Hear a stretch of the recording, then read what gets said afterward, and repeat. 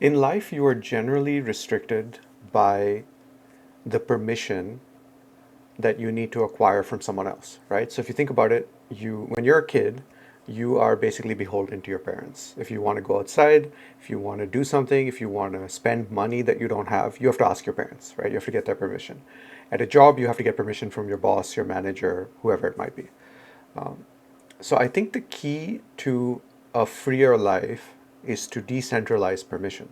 So that means to make it possible to, instead of having to go to one person for permission or one of two people like your parents, you can go to one of 10,000 people for permission. And so the idea is, even if 500 of those people say no, you can go to another 500 and they might say yes, right? Or one of them might say yes. It's similar to the idea of, you ask dad, he says no, you ask mom, she says yes, and then you go do it, right? So even as kids, we are aware of the concept of decentralizing permission. And I think that makes a lot of sense, because when you decentralize permission, you actually get the opportunity to do something, even if your first few responses are a no. Anyone who's ever done door knocking sales knows this, right? That every no gets you closer to the eventual yes. And I think this is the great thing about entrepreneurship and business, because you're decentralizing permission to the entirety of your total addressable market, right? So everybody in your potential market is someone who can be your customer. And thus, even if you get a no from the first 1,000 people that you ask, you might get a yes on the 1,001, and then you've got a successful, you know, sale, and then you can grow your business from that.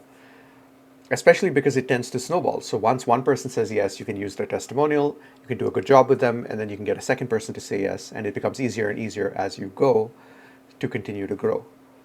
And I think that's really the opposite of what our school system teaches us, because our schooling teaches us to almost be compliant, and they teach us that compliance is culture when it's not. I think creativity is culture, not compliance. And so the opposite of the school system would be realizing that you control your destiny if you can design your life in such a way that you have lots of different options to get permission.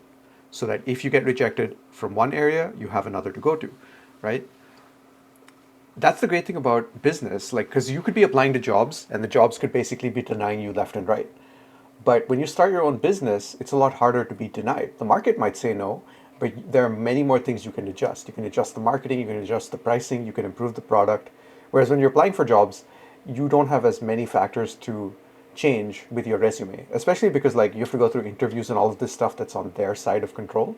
Whereas with the product, the customer just has to press buy, right? It's so frictionless for them that you can keep on tweaking things on your end, including your ads and your marketing, until eventually something sticks and works and you actually start to make a real profit. So that's my thought for today, is just decentralize permission to live a freer and more fulfilling life.